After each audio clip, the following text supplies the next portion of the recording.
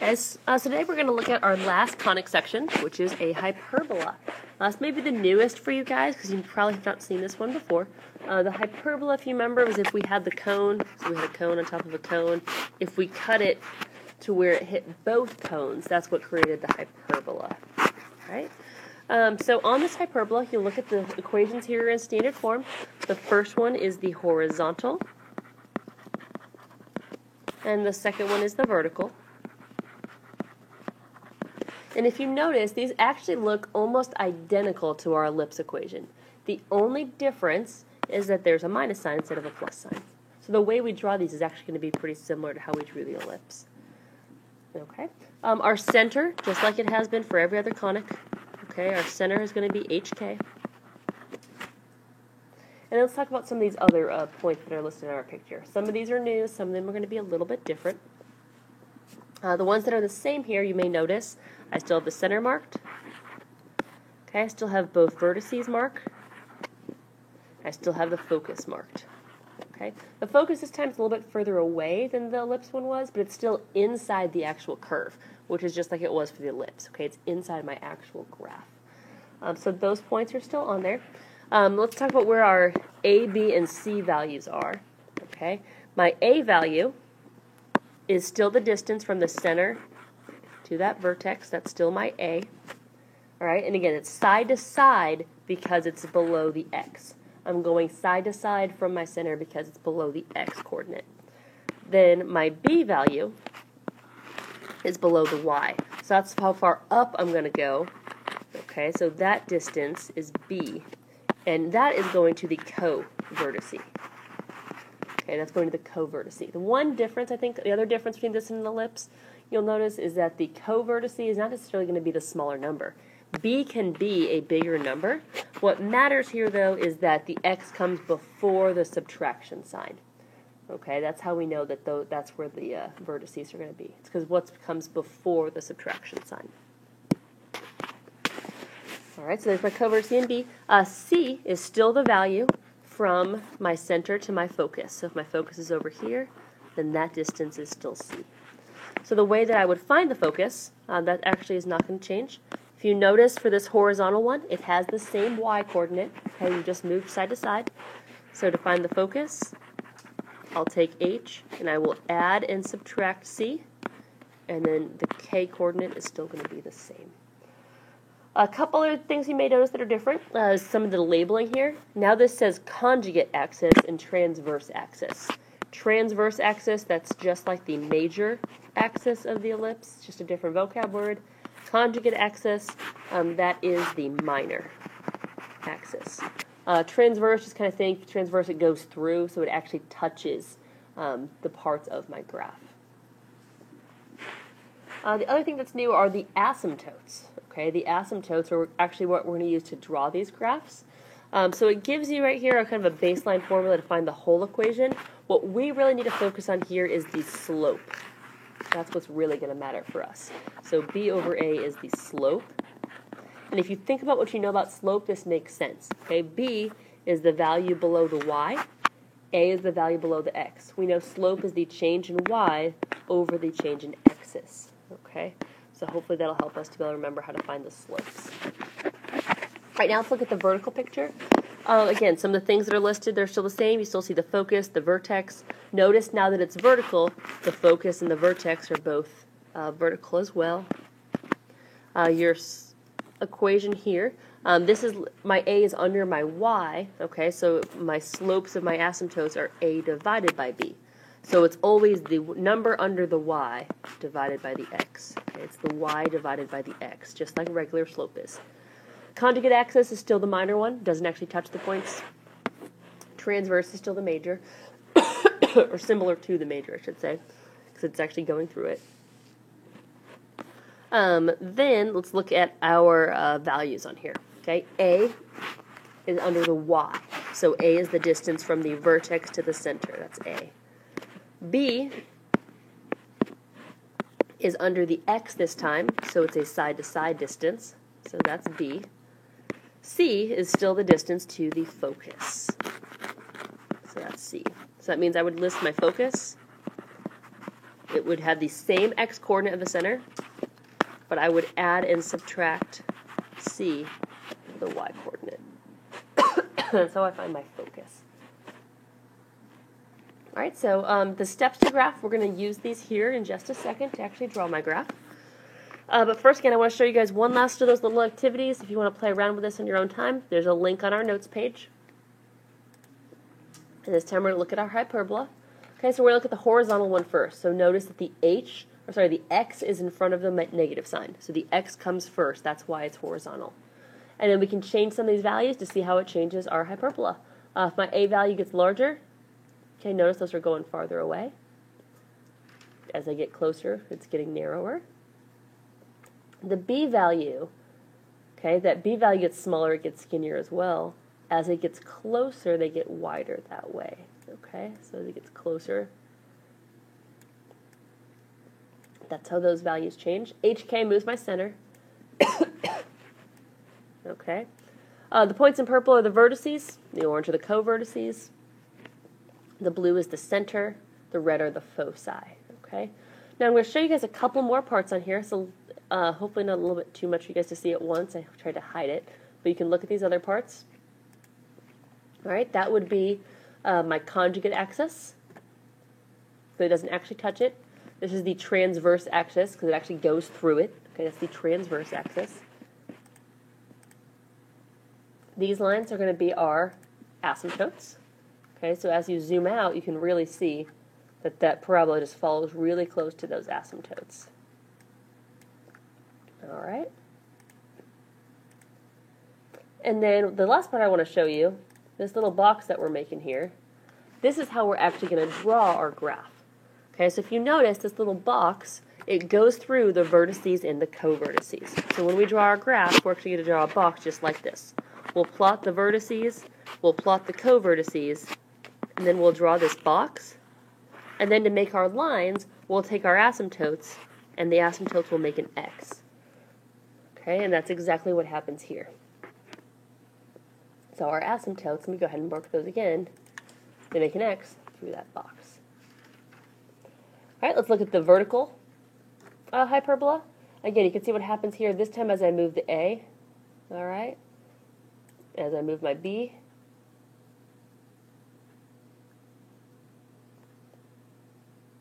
oh, it looks like my vertice point's a little bit off. I should probably fix those. Then again, notice that your Y value here, your Y value, it comes first. Okay, the Y value comes first.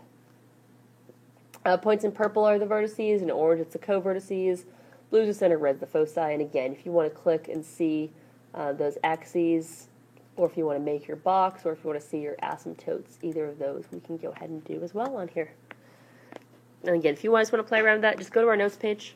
Okay, you'll find a link with the class code. There's also links to all the other little applets that we've looked at so far, including the very first one, what conics look like. All right, so let's look at some actual examples here. Let's go ahead and start graphing these. So in order to graph them, it helps to go ahead and find the center. And what I'm actually going to do here is I'm going to go ahead and draw this first instead of filling this information. I feel like that's a little bit easier because we can kind of follow through a lot of these points on here. So let's start by plotting our center. All right, again, make sure that the center, that the x is with the x, okay? That's what it says under steps to graph. Because it's very common to say, oh, 2 comes first, so my center is 2, -1. The x-coordinate is with the x, so this is -1, 2. So we're going to go ahead and plot -1, 2.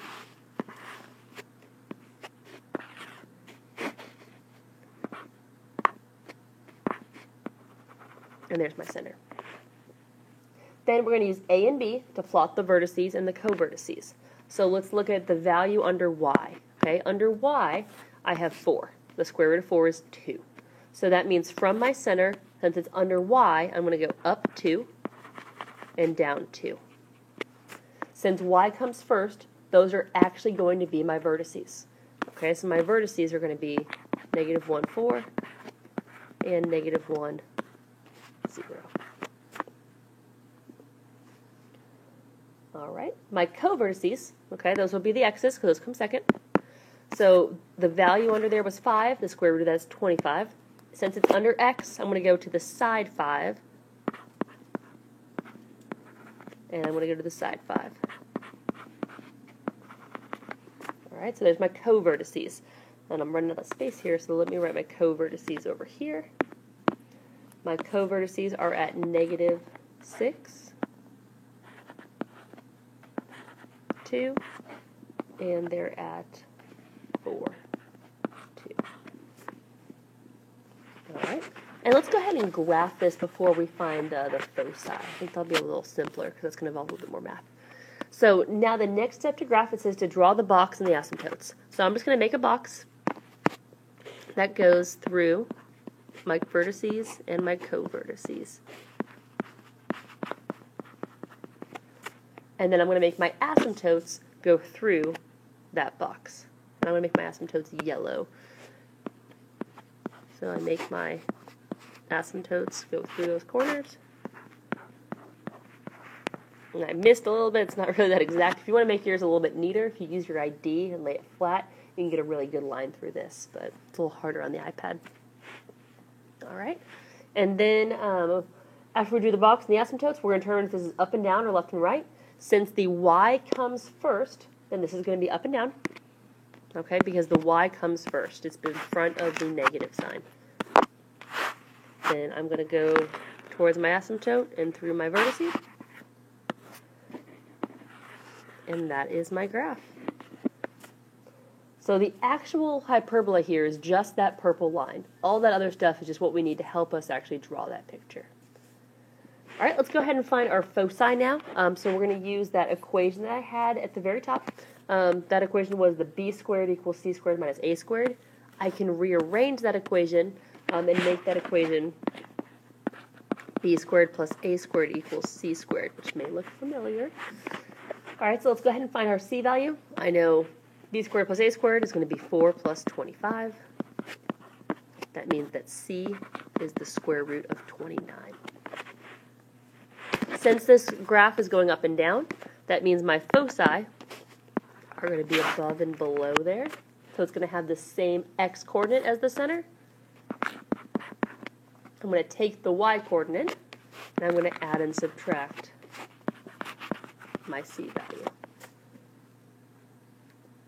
All right, then as for the slope of the asymptotes, all right, that is going to be the y, whatever's under the y, which in this case the square root of 4 is 2, over the x, so plus or minus 2/5.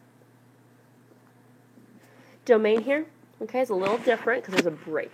Okay, well, sorry, not for domain, actually for range. Domain is everything. This graph will keep going left and right forever. So my domain is all real numbers. My range, it has a break.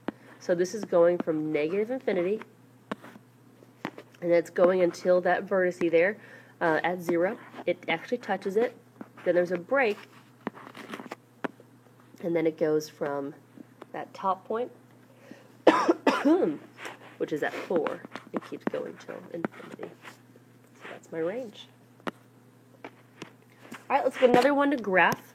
Okay, this one we got to put in standard form before we actually graph it. So standard form, it's got to equal 1.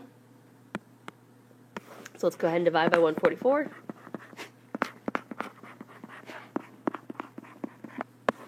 So that gives me x squared over 16 minus y squared over 9 equals 4.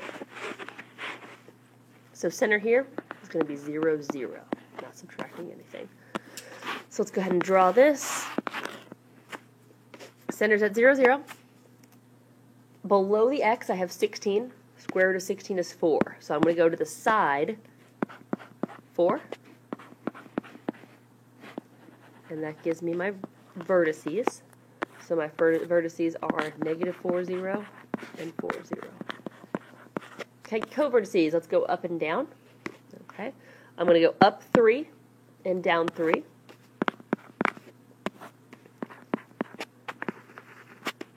And again, remember, this is because it's with the y. When it's with the y, it's up and down. When it's with the x, it's side to side. All right, now then that makes my co-vertices 0, 3, and 0, negative 3. All right, let's go ahead and finish our graph. So we're going to draw the box.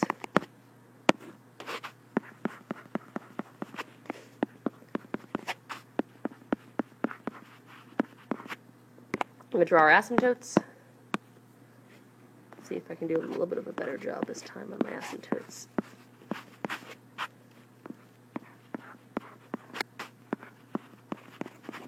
And then since this graph had the x first, it's going to open side to side. So there's my two parabolas, which makes my hyperbola. Find the equation for our foci. Let's find our c value. Okay, a squared plus b squared is c squared. So that means I've got 16 plus 9. So c squared is 25. So my c value is going to be 5.